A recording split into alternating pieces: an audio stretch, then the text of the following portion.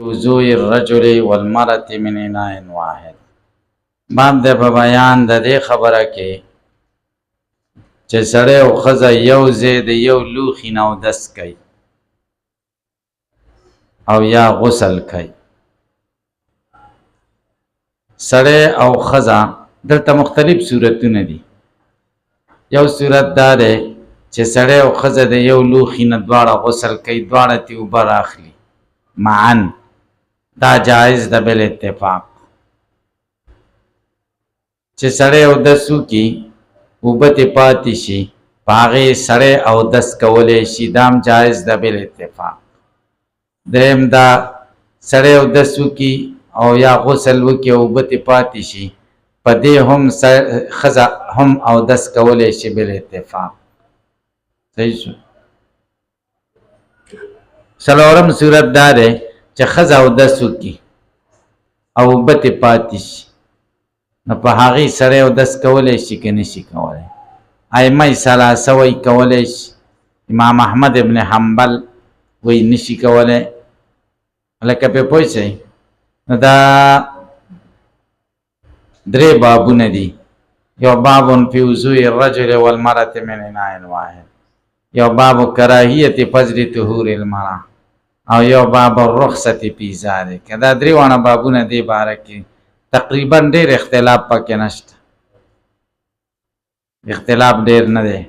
دغه د جواز صورت دی چې دواړه یو ځای کوي. حدثنا ابن ابي عمر قال حدثنا سفيان بن عيينة عن ابي شعثان ابن عباس قال ابن عباس وی حدثتني میمونه، میمونه ما ته حدیث بیان کړي،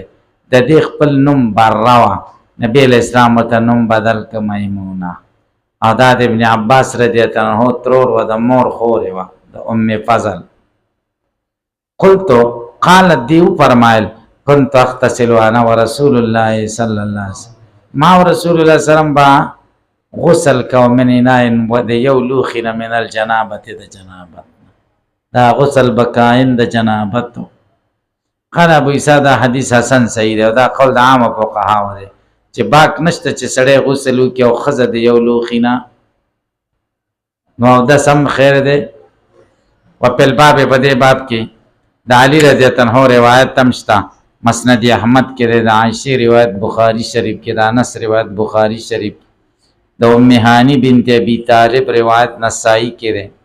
د ام سبیه روایت ابو داود کې دی، د ام سلمې روایت ابن ماجه کې دی، او د ابن عمر روایت دا په نسائی کې دی. و ابو شعثا اسمه جابر ابن زید، راوی راغی پکې ابو شعثا داغه نوم جابر ابن زید دی، ثقه دی. باب کراهیت فضل طهور المرأة، باب د بیان د مکروهوالی د زیاتو اوبو د اودس د ښځې نه. ښځه اودس وکړي او اوبه ترې پاتې شي او یا غسل وکړي او اوبه ترې پاتې شي، د هغې استعمالول مکروه دي، دا اختلافي صورت. وبه قال حدثنا محمود بن غيلان قال حدثنا وكيع عن سفيان عن سليمان التيمي عن ابي حاجب عن رجل من بني غفار. ابو حاجب د یو سړي نه روایت کوي چې د بني غفار قبیلې دی، د هغه نوم حکم ابن عمرو غفاري دی، وروسته روایت کې راځي. قال نهى رسول الله صلی الله علیه وسلم عن فضل طهور المرأة، رسول الله صلی الله علیه وسلم منع کړی دا د زیاتو شو اوبو د اودس د ښځې نه چې هغه سړی استعمال کړي. وفي الباب عن عبد الله بن سرجس، په دې باب کې د عبد الله بن سرجس روایت هم د ابن ماجه کې. قال ابو عیسی امام ترمذی وایي وکره بعض الفقهاء، بعضې فقهاو مکروه ګڼلی دی اودس کول بفضل طهور المرأة، په زیاتو اوبو د اودس د ښځې باندې. وهو قول احمد و اسحاق، دا د امام احمد او د اسحاق بن راهوی قول دی. کرها دی مکروه ګڼي فضل طهورها، زیاتی اوبه د اودس د هغې چې سړی استعمال کړي. ولم یریا بفضل سورها باسن، او هغوی نه ګڼي باک نه ګڼي بفضل سورها، په زیات د جوټې د هغې باسن باک نه ګڼي. که جوټه کې اوبه وڅکي او ترې پاتې شي د ښځې هغه څکلی شي، هغې کې باک نه ګڼي.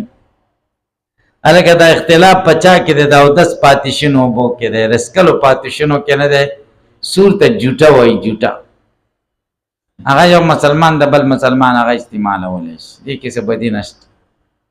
زکام هغه به نه استعمالوئ کنې بس غرق شي. تاسې پرې پوه شئ چې پوه شئ چې زکام یې دی هغه پیاله هم بیا مه استعمالوئ ځکه دا خو متعدي دی که نو دې باره کې خلک وایي سور المؤمن شفاء المؤمن. دا تاسو اورېدلی که د مؤمن جوټه وایي د بل مؤمن دپاره شفا ده. اورېدلی دي؟ دا غلطه ده، دا حدیث نه دی. استعمالول جایز دی خو شفا نه ده. دا حدیث نشته. مولا علی قاری موضوعات کبیر کې دیتا موضوعی ویره موضوع دا حدیث موضوع او دا وضع نه خیدا ده که موضوعی نه ویره د مسلمانانو په دې عمل وي چې سره بیمار کېده نه په ټول کلی به جام ګرځول شي یو ګټ ته وکي بیا به مریض لراوړی چې دې کې شفا ده. تاسو کله کې چترې سي کړی معلومه شو چې عمل په نشته چې دا حدیث نه دی موضوعی دی. ها انور جوټه پاک کړه جوټه موټه پکې نشته بټولې پاکې اوبه دې خولې پې کېښوده هېڅ خبره نشته.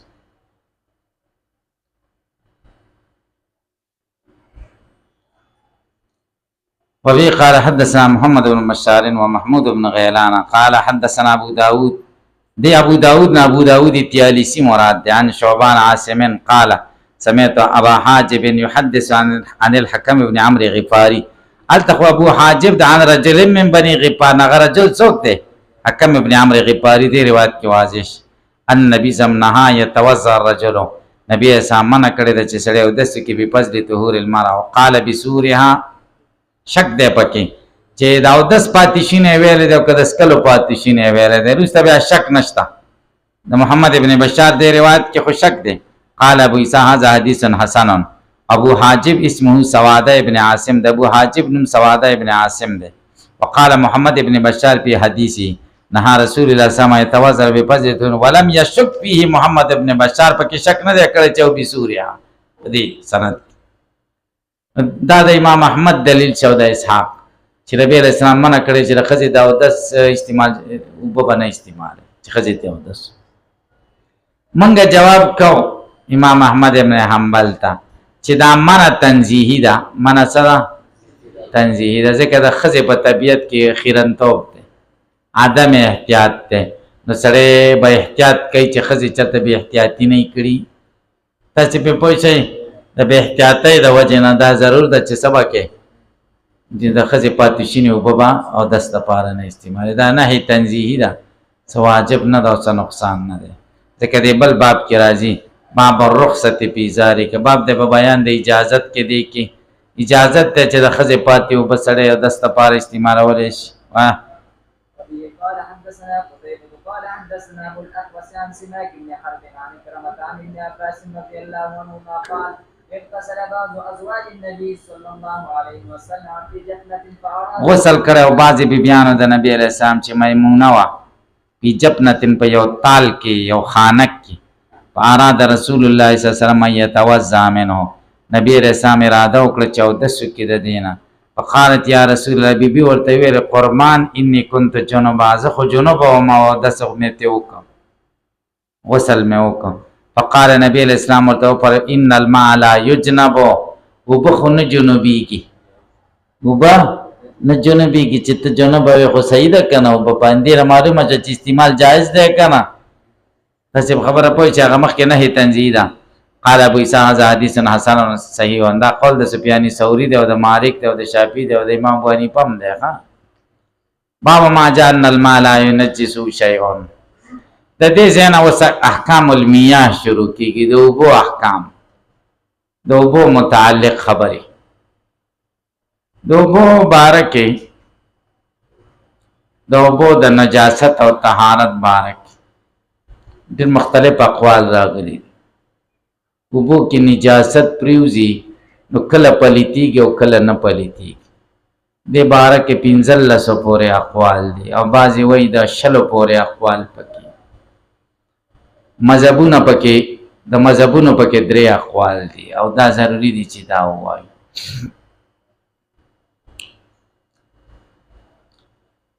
اول مذهب د امام مالک رحمه الله دی. هغه وایي اوبه که لږي که ډېري نجاست پکې پریوزي تر څو چې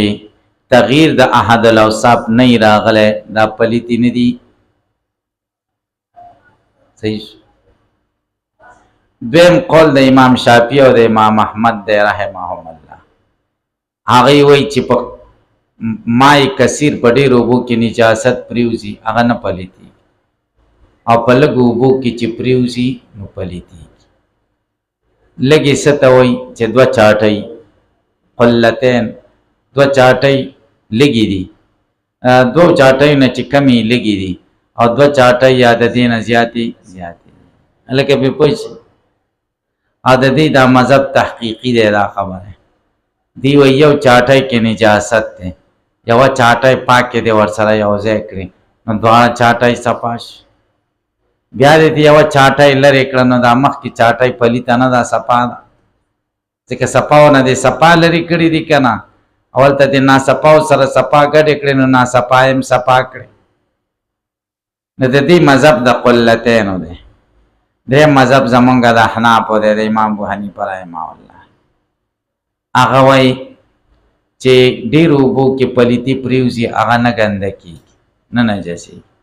او په لږو اوبو کې چې پریوزي نو هغه پلیتېږي صحیح ده صحیح شو خو ډېرې لږې څومره دي زمونږ او د شوافیو په لږو او ډېرو کې اختلاف دی ډېرې خو ډېرې دي خو هغوی وایي چې قلتین ډېرې دي او قلتینو نه کمې لږې دي او موږ وایو د لږو او د ډېروالو دا رایه د مبتلا به معتبره ده چې مبتلا به کمو ته لږې وایي هغه لږې دي او کمو ته چې ډېرې وایي هغه ډېرې بیا په قدوري کې دا قول دی چې یو طرف یې وخوځی دا بل طرف یې خوځېږي نو دا لږې دي او چې یو طرف یې وخوځی دا بل طرف یې نه خوځېږي نو دا ډېرې دي حوزم کتلی کلم خوځولی دی صحیح شو زمونږ د فقهاو د فقه کتابونو کې یو قول دی چې 10 در 10 لس په لسو کې دا لس په لسو کې زمونږ د احنافو قول نه دی دا کتابونو ذکر کړی امام محمد رحمه الله ویلی چې ډېرې هغه دي چې یو طرف یې خوځی نو بل طرف یې نه خوځېږي نو شاګرد دی ابو سلیمان جوزجاني هغه ته تپوس وکړه چې څومره به وي اندازتن نو ده ورته ویل که مسجدي هذا لکه زما د دې جومات هومره به جومات چې بیا ګز کړ نو دننه 8 ګزه و او د بار نه لس په لسو کې و نو دې احتیاطاً وویلی چې لس په لسو کې وي نو دا ډېرې دي او چې لس په لسو کې کمې نو دا کمې دي دا د مذهب قول نه دی ها تاسو خبره باندې پوه شئ د مذهب قول دا چې رایه د مبتلا به معتبره ده چې څوک پرې مبتلا وي بیا زمونږ د امام مالک اختلاف په دې کې دی چې موږ هم تغییر الاوصاف مفسد ګڼو او هغه هم تغییر الاوصاف تغییر احد الاوصاف مفسد د اوبو ګڼي خو هغه علم د څه ګڼي د تغییر الاوصاف او موږ خلوص د تغییر الاوصاف ګڼو موږ څه ګڼو خلوص چې دلته وصف خراب شي پلیتی کې پرېوته چا بل لا رسېدلې ده که نه ده رسېدلې که رسېدلې ناولې او که نه یې رسېدلې نه ده او هغه وایي نه چې بوی دې کړه او بوی کاو یا یې خوند خرابه او یا یې رنګ خرابه او چې ودرېدل نو هغه علم ښیي او مونږ خلوص وایو اوس دا 3 بابونه ذکر کوي دا اول باب د امام مالک رحمه الله دلیل دی باب ما جاء ان الماء لا ينجسه شيء دویم باب د قلتین دی هغه د امام شافعي صاحب دلیل دی او دریم باب دا باب البول په الماء الراکد ولاړو اوبو کې امتیازې کول نه دی جایز دا زمونږ مذهب دی د احنافو هلکه پرې پوه شئ 3 واړه مذهبونه دي نه اول د امام مالک رحمه الله باب ذکر کوي چې هغه مذهب دی پکې باب د په بیان د حدیثو کې راغلي چې ان الماء لا ينجسه شيء اوبه لا ينجسه شيء نه پلیتی دا اوبه هیڅ شی په هیڅ شي نه پلیتی کې وا قال حدثنا هناد بن الحسن بن علي قال وغير واحد قالوا حدثنا ابو اسامه عن الوليد بن كثير عن محمد بن كعب عن عبيد الله بن عبد الله بن رافع بن خديج عن ابي سعيد الخدري رضي الله عنه قال قيل يا رسول الله صلى الله عليه وسلم أتتوضأ من بئر بضاعة وهي بئر يلقى فيها الحيض ولحوم الكلاب والنجم فقال رسول الله صلى الله عليه وسلم إن الماء طهور لا ينجسه شيء. قال أبو عيسى ابو سعید خدری رضی اللہ عنہ فرمائے چاوی ویلی یا رسول اللہ انا توزع من بیر بزام بیر بزان منگو دس کولیش یا اتا توزع د متکلم سی غیر تاو دس کې د بیر بزانا بیر کوی توي دا یو کویو بزا یا بزا بزم الباء وکسرها دوار راغله ده دا یو کویو د بنو سعد په محله کې بنو سعد محله کې مشهور وهي بیرون دا دسی کوی ده یلقا فیها الحیز چې غورځيږي په دې کې هغه کپڑے چې خزه د حیض د پاره په شرمګاه استعمال کړي چې د حیض وینه په بند کې حیز د حیزتن جمع دغه کپڑے توي چې خزه د حیض په دوران کې د شرمګاه نه تاوي هغه کپڑے پکې پریوزي ولحوم الکلاب او سپی مردار شوی د سپی غوخه پکې پریوزي ونتن او بدبویا شیزونه بدبویا سیزونه پکې نو موږ د دین او دس کو فقال رسول الله صلی الله علیه وسلم رسول الله صلی الله علیه وسلم ورته ان الماء طهور وبپاک دی لا ينجسو شيء اچ شي نشي پلیتوله قال ابو عیسی امام ترمذی وای هذا حدیث حسن دا حدیث حسن ده وقد جود ابو اسامه هذا الحديث او ابو اسامه دا حدیث خغانل ده او لم يرى سيدي ورپسې ان دې روایت کړه حدیث د ابو سعید په بیر بوزا کې احسن مما رواه ابو موسی خسته دا غینه چې ابو موسی ما روایت کړه ده وقد روي هذا الحديث من غير وجه ابي سعيد وفي الباب عن ابن عباس په دې باب کې د ابن عباس روایت هم شته مسند احمد کې ده او د عائشه روایت هم مسند احمد او بازار دواړو کې ده الکه تاسو په خبره پوي چې کې به پوي نشي دا حدیث د مالکیانو دلیل دی چې بیر بوزا کویو او دې کې د پلیتای پرې وتلې او صحابه او تاسو کو او نبی کریم صلی الله علیه وسلم ورته فرمایي وب پاکي دی په چیم نه پلیتی نه پلیتی صحیح اول دا خو د هغوی دلیل شه مونږ ورته څه جوابونه کوو دینه مخکې خبرې د خیال کوي چې د دې حدیث په عموم باندې امام مالک رحمه الله هم عمل نه کوي ولی ځکه تغییر د احد الاوصاف شرط کوي حدیث کې خوراغله چې وبا لا ينجسو شی په هیڅ شي نه پلیتی نو دا تغییر الاوصاف پکې د کم ځای نه راو الکه په پوښتنه نه دی حدیث په عموم دی عمل نه کوي قید پکې راولي چې لا ينجسو شيء الا بعد تغيير الاوصاف نو چې دې پکې قید راولي نو موږ احناف هم پکې راولو کا چې موږ پکې راوستو نو سبدي پکې وشو شوافیو پکې راوستو سبدي وشو تاسو په پوښتنه بیا مالکیان وای چې تغییر د حد الاوصاف موږ د حدیث نه راخلو د دارقطنی او د ابن ماجه حدیث ده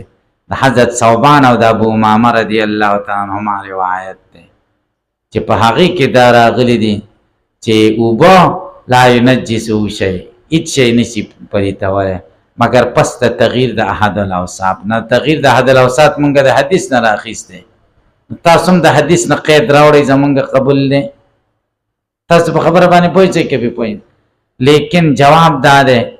چې د دارقطنی روایت ده او کده ابن ماجه روایت ده دا دواړه ضعیف دي ولې ځکه دې کې رشدین ابن سعد ده او مخکې ترمذی کې یو ځای کې تیر شوي چې رشدین ابن سعد ضعیف ده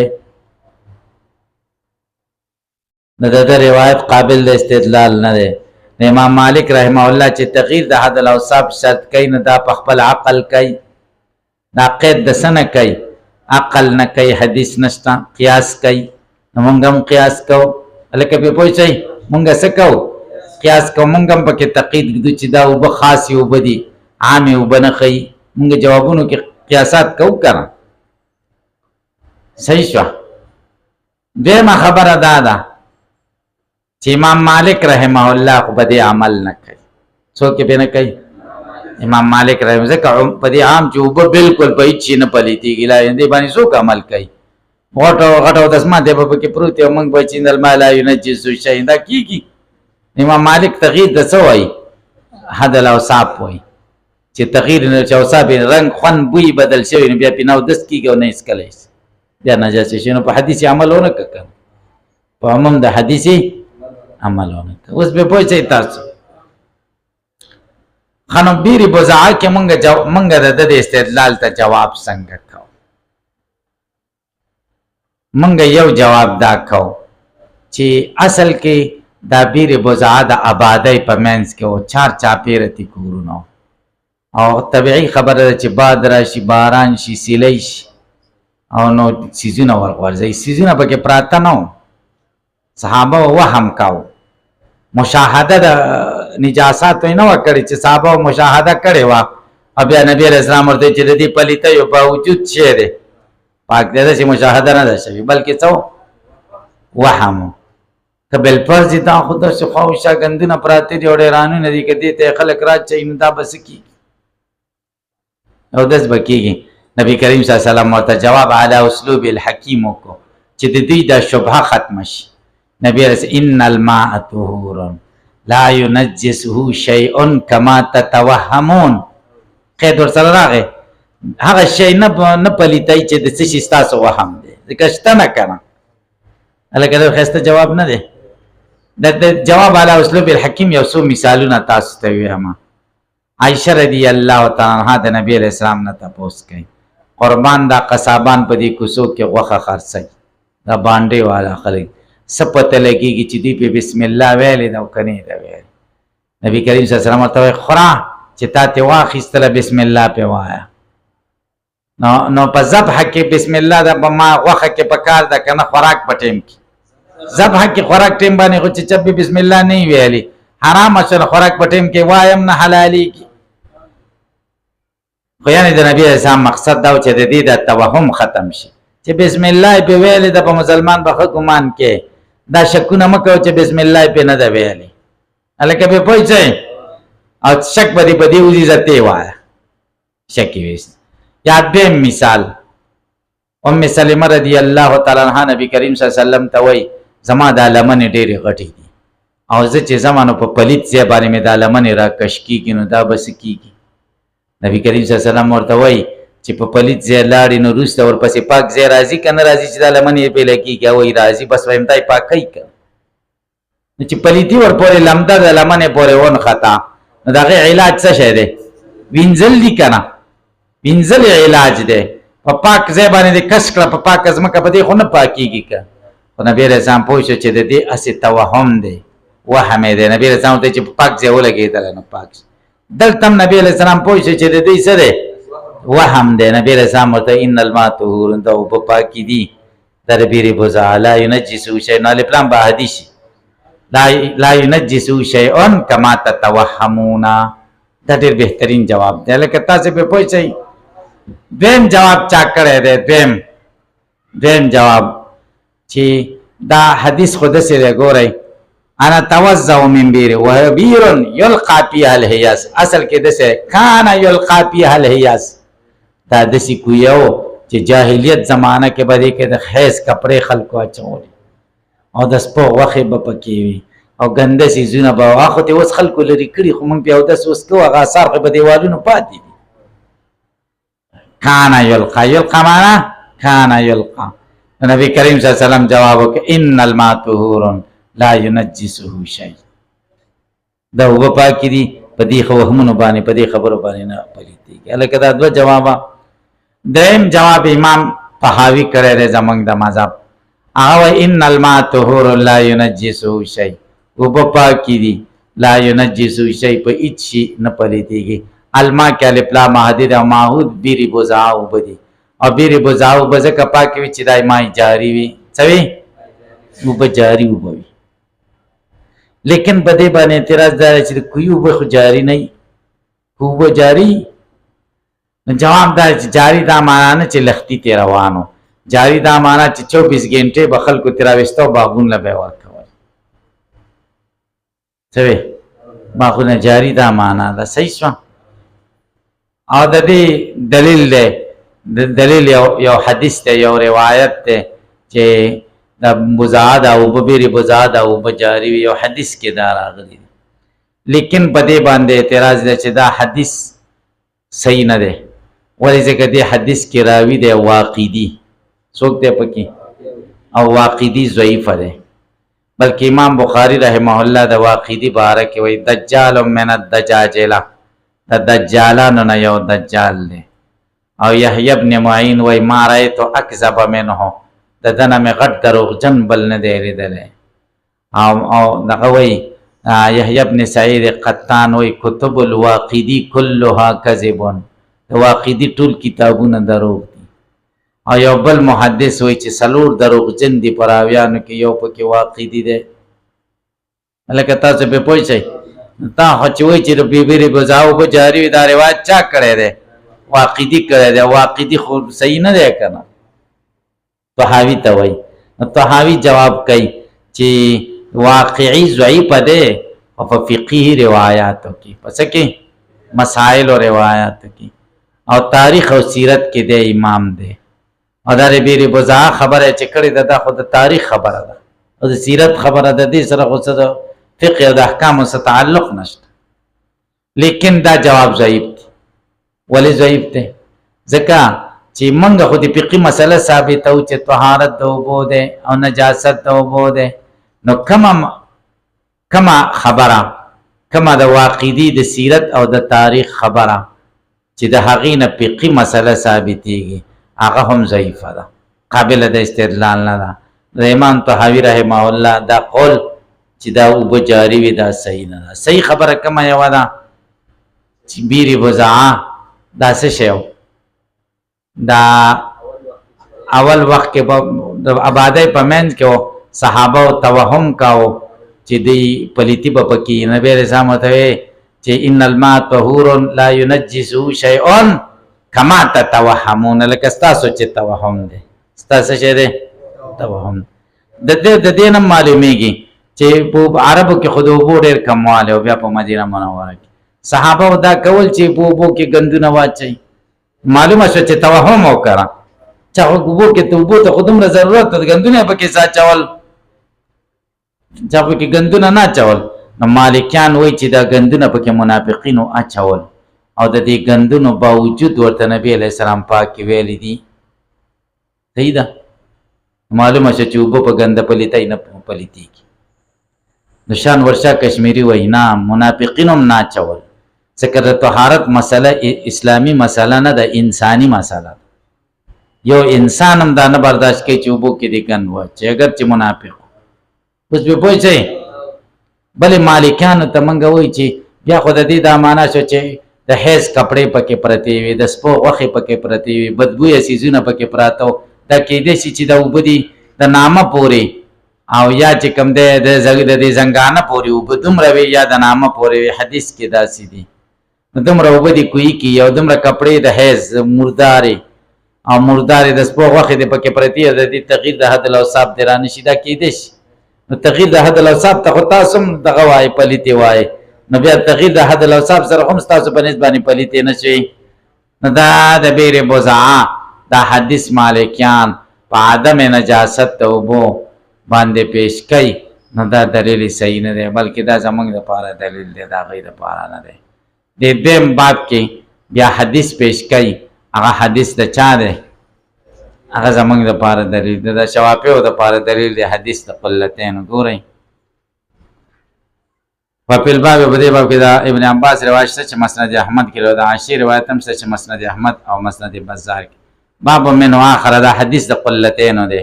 دا شوافیو دلیل دی او باب کراهیت البول فی الماء الراکد دا بیا د چا دلیل دی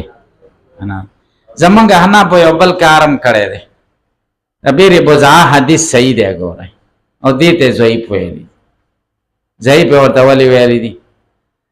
د دوو وجو نه یو خدا دا چې د بیرې بزعه په دې حدیث کې ولید ابن کثیر راغلی تاسو ولیده شته پکې کنه عن الولید ابن کثیر عن محمد ابن کعب او ولید ابن کثیر ضعیف حدیث ضعیف صحیح او ولید ابن کثیر ولی ضعیف ده وای دا د اباضیه فرقې یو بدعتي فرقې سړی نو جواب دار چې دا حدیث مضبوط دی په زور حدیث مضعیفه کوي جواب مونږ وکړو کنه دا حدیث مضبوط حدیث دی او که د اباضي فرقې سره تعلق لاره بدعتي وهم یې دي راوي چې بدعتي می چې کاذب نه د هغه روایت قبول دی زمونږ د اصول حدیث دا مسله ده کړه مبتدی قولم پر روایت کې قبول دی چې صدوقي دیم بیا زمونږ حناف وایي چې دا حدیث ضعیف دی ځکه دی کې استراب دی په سند کې سند کې څنګه استراب دی بعضې وخت کې داسې وایي عن عبید الله ابن عبد الله ابن رافع ابن خدیج او کله کله وایي عن عبد الله ابن عبید الله ابن رافع ابن خدیج دې ځای کې چې کوم دی استراب دی پکې ګڼ استرابونه دي پکې لیکن دا خبره صحیح نه ده کوم ځای کې چې سند کې استرابي او محدث د اسماء رجال والا یو سند ته ترجیح ورکړي نو استراب په اسناد ختم شي څه چل شو حدیث مسترب په اسناد نه دی ذوب نه وته او د دې حدیث استراب ختم شوی دی دا کوم سند چې ذکر شوی دی دې ته محدثینو ترجیح ورکړي ده ترجیح د نورسته بیا استراب پاتې نشه لہذا دا حدیث ضعیف نه دی قوي حدیث دی ښه جواب هغه دی چې مونږ وکړو درود شریف اللهم صل علی